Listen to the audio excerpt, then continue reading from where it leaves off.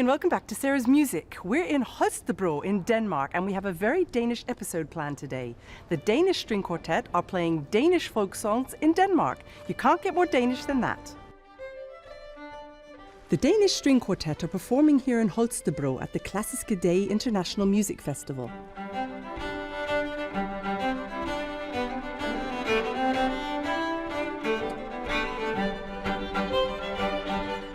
This city is full of art and music, and everyone here knows that the Danish String Quartet is in town.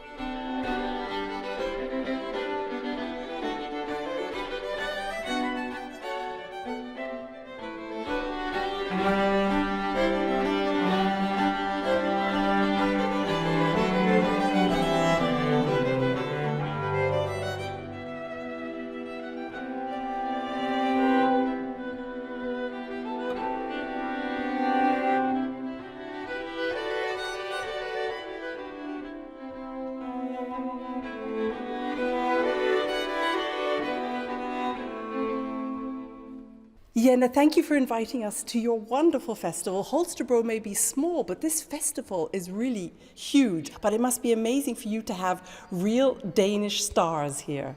It is because, as you said, we specialize in inviting an international elite. But it's just a wonderful thing that we have a Danish quartet like this. It's very unusual. Are the Danes very proud of the Danish String Quartet? Incredibly proud, but also because I think one of their special qualities is that they mix a lot of our traditions. They search out folk music from Nordic countries, and it's and they give it a new life. And you really feel audiences connect with it, and they're great people to be with.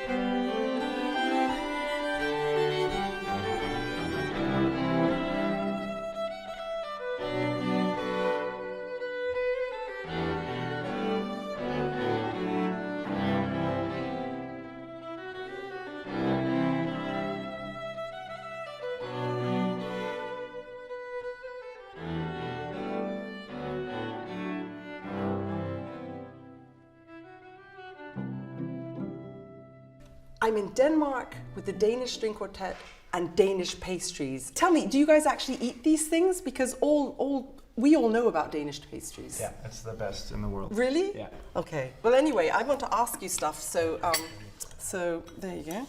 Yum yum. So while I chew, I'll ask the first question. Mm-hmm. The Danish String Quartet. That's quite a name. But I read you inherited this name, right?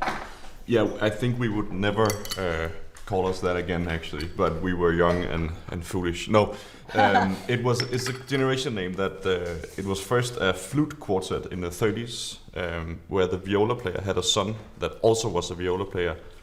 The son then made a quartet in the 50s and the 60s. That was the Danish quartet. Then the son of this viola player made another generation of a Danish quartet in the 80s. And then this last son, he didn't have any string playing kids, so the name was kind of up for grabs. And he happened to be our mentor and teacher. So we, in the hunt for a name, we had a lot of different names, and this was a name we had in one concert where there happened to be a nice review. It's a good name. It was the Young Danish String Quartet back then, actually. And now you're not young anymore, so you can't. But exactly. Well. Yeah, well, it was kind of stupid to put the young thing in the beginning anyway, but then we just ended up sticking with that name, and now we got used to it. So you were called the Young Danish String Quartet, and now the Danish String Quartet. That's quite a big thing to live up to, though, I think. Yeah, it is. You can say it's like a big thing to call yourself the Danish String Quartet, but at the same time we're a very small country, and basically we're the only full-time string quartet in the country. And as Asbjørn mentioned, it was just something we picked when we were younger, and I mean, one name that we could all agree upon was not super bad, I guess. I think it's a great name. Yeah, I think it's a great name. And you say you chose it when you were younger. It really was when you were younger, because you've been together for a long time already. A very long time. It feels like a lifetime. But it's because we met when we were very young. We met there is this small school on the Danish countryside that has a 1-week summer festival each year. People came there because they had a huge love for music. And we were brought there, most of us by our parents, and we were playing in 2 orchestras during the day, and then during the night, throughout the night, we were playing chamber music together.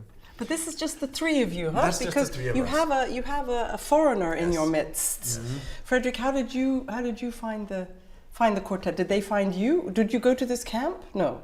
No, I didn't. The 3 of us actually studied together in Sweden. The Nordic community is very small, and it's natural to go over borders. There was a good school, so we all went there.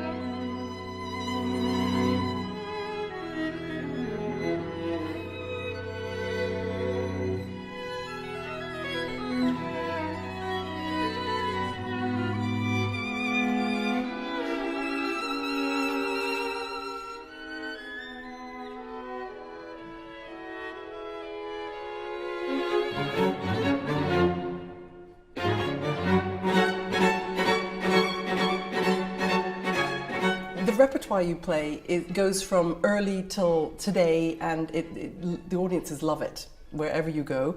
I love the fact you can play Beethoven in the first half, and then you play folk stuff in the second half. But when the audience go out, I bet they say, "Oh, we love that folk stuff." How can we get audiences today to be as excited about Beethoven as they are about your folk music? For us, it's very natural to play very different things. We don't find a conflict between something that's easygoing and something that's very deep, and we find it quite easy to switch from the different states of mind. But of course, when you do a program, you have to make sure that it makes sense. We would never do an easygoing Danish jig after Beethoven Opus 131. That would be an insult to everybody, to the folk musicians and the Beethoven connoisseurs. I like that you say to the folk musicians as well. Oh yeah, no, of course. Because we are not actually folk musicians. We're just a string quartet fooling around with some traditional music. I have another question about bringing music to young people, because here at the Klassiske Dage, is that right? Klassiske Dage Festival, you're doing quite a lot for young people. The masterclass, the live stream masterclass, and these pop-up concerts talking to the young people.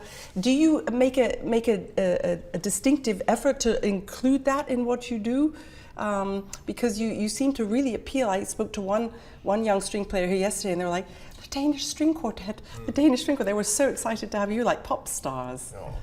We always love it when young people come, but it's not something that we specifically aim for, actually. We want to project a very honest feeling and something that's comfortable being in, and something that's of very high quality.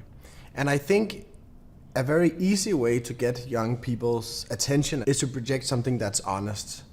I think they feel right away if you're trying to get them, if you try too hard.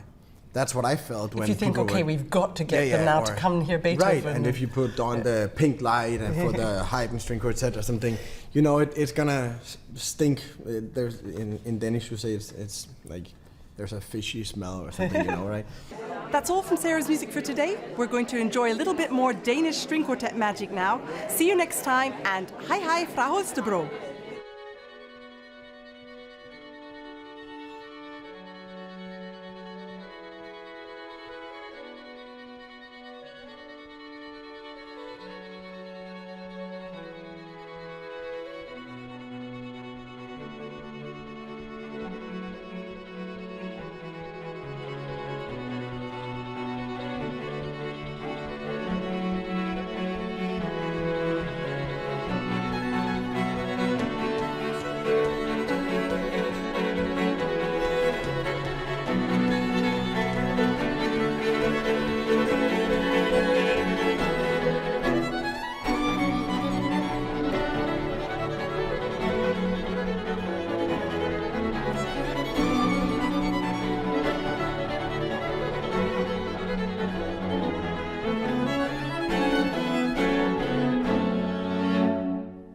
Today's horn challenge, the Danish String Quartet.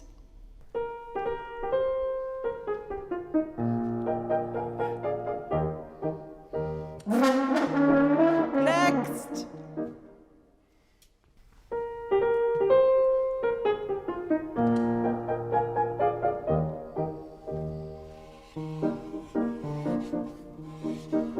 Next.